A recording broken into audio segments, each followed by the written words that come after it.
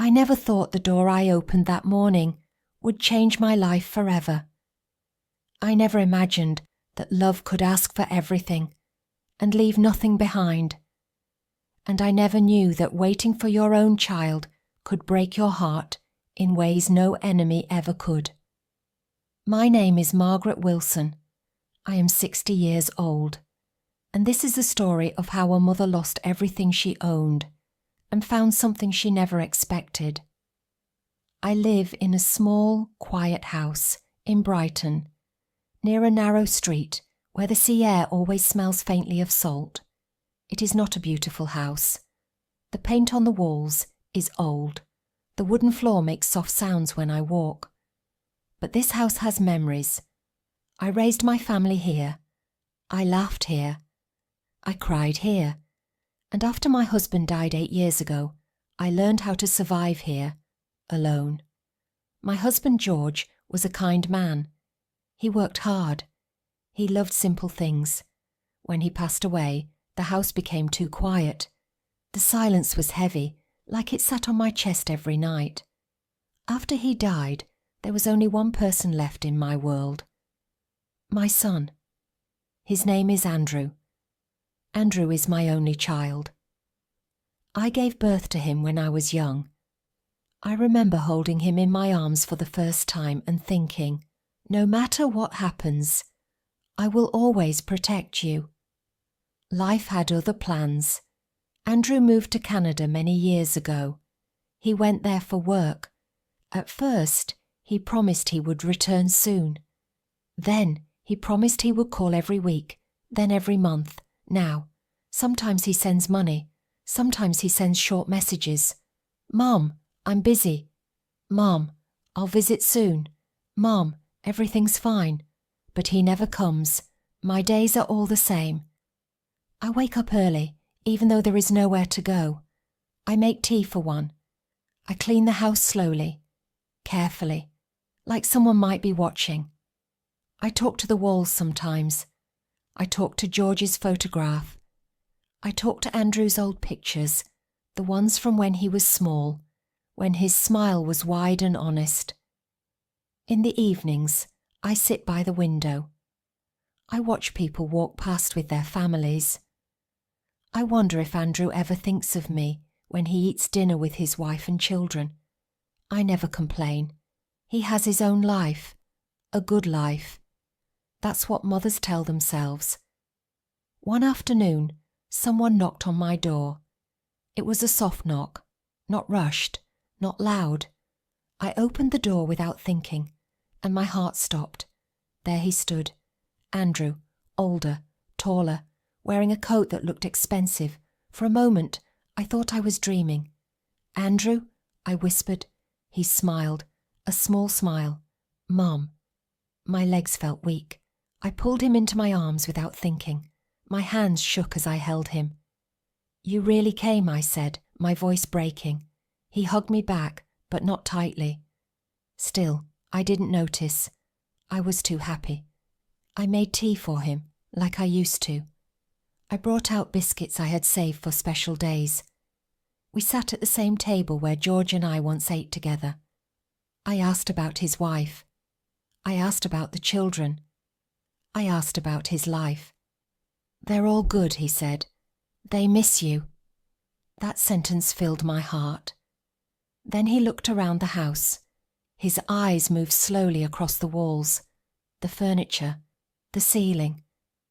You still live here alone? He asked. Yes, I said. This is my home. He leaned back in his chair. Mom, he said gently. That's why I came. He told me he worried about me. He said I was getting older. He said the house was too old. You shouldn't be alone, he said. You should live with us in Canada. You'll be happier. I stayed quiet. This house was where my life lived, my memories, my husband's laughter. I can't leave, I said slowly. I was married here. Your father lived here. I belong here. Andrew's face changed. Mom, he said, more firmly, this house isn't safe. In Canada, you'll have comfort, your own room, family around you. He paused. My wife wants you there too." That night, I couldn't sleep. I sat on my bed, holding George's old shirt. I thought about my son. I thought about my loneliness. A mother's heart is soft, too soft sometimes. The next morning, Andrew spoke again. "We should sell the house," he said calmly. "You don't need it anymore." Those words cut deeper than he knew. "You'll live with us," he continued. "The money will help you start fresh." I looked at him. He smiled. And I believed him, because when a child smiles at his mother, she forgets how to doubt. I agreed. The house was sold quickly, too quickly. Andrew handled everything. He took the money. He said he would keep it safe. I packed my bags. I said goodbye to every room.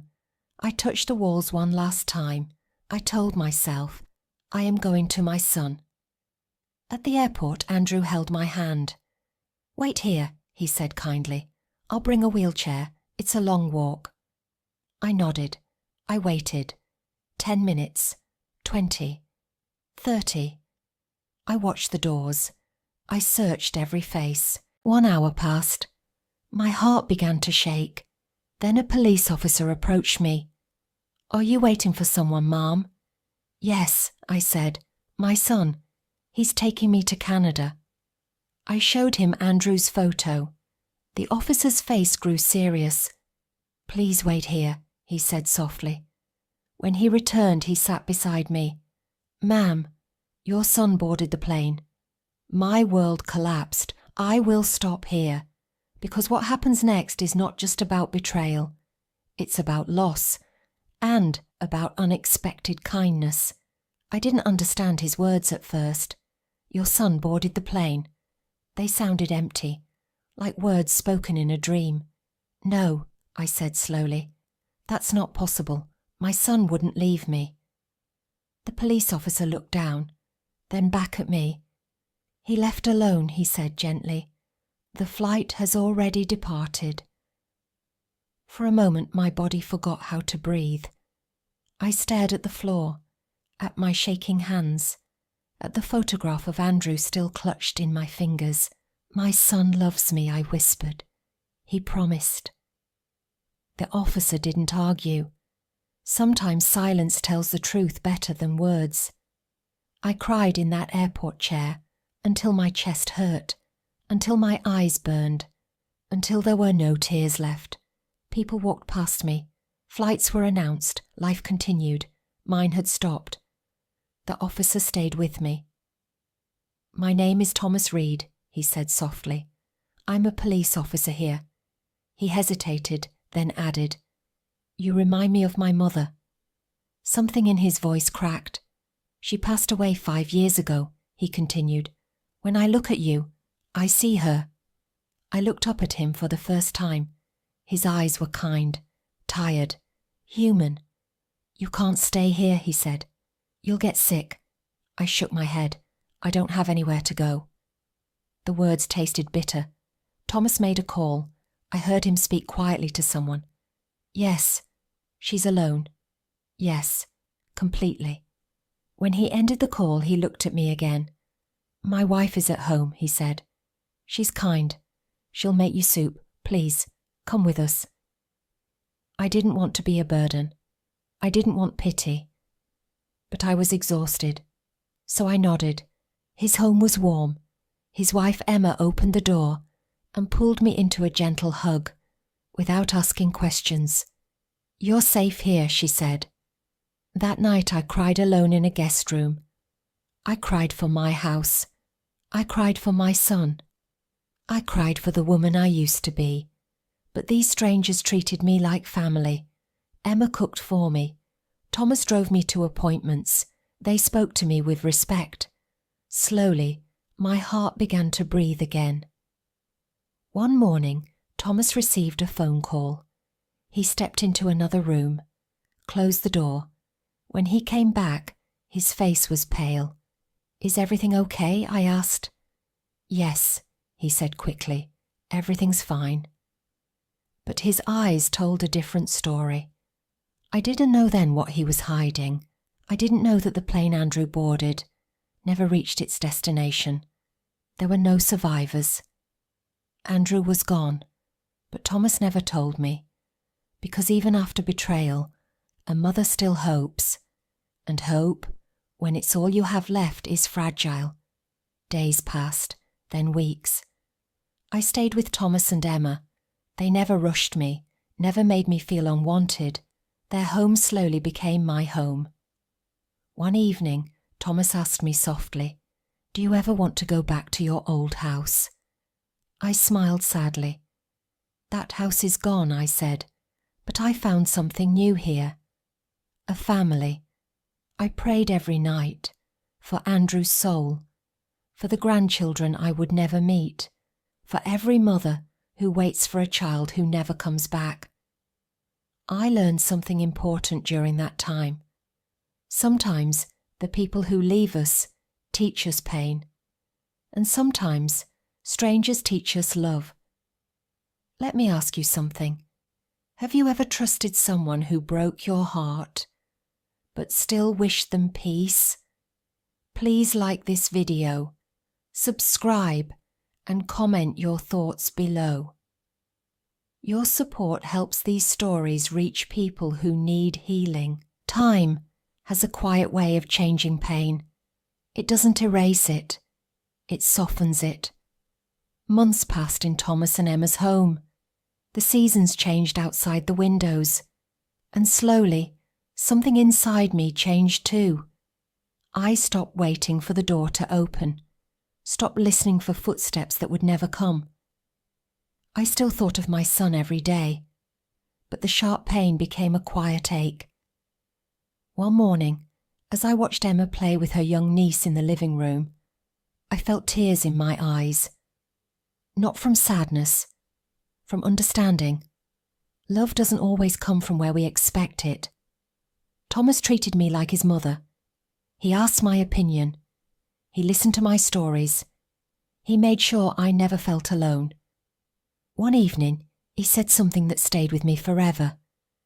"Some people give us life," he said softly, "and some people give us a reason to keep living." That night, I finally understood. Andrew was my son by birth, but Thomas was my son by choice. I never told him what I knew about the plane, about the truth he protected me from, and I never needed to, because love isn't about blood, it's about who stays. Now, when I wake up, I don't wake up alone. I make breakfast with Emma. I water the plants. I smile again. I still pray. But my prayers are different now. I pray with gratitude, because even after betrayal, even after loss, life gave me something unexpected, a second chance at family. If you are listening to this and you feel abandoned, if someone you trusted walked away, remember this: losing someone does not mean losing your worth, and sometimes what breaks your heart also opens a new door. My name is Margaret Hill. I lost a son, but I found a home. And for the first time in many years, I am not alone. If this story touched you, please like, comment, share, and subscribe. Your story matters too.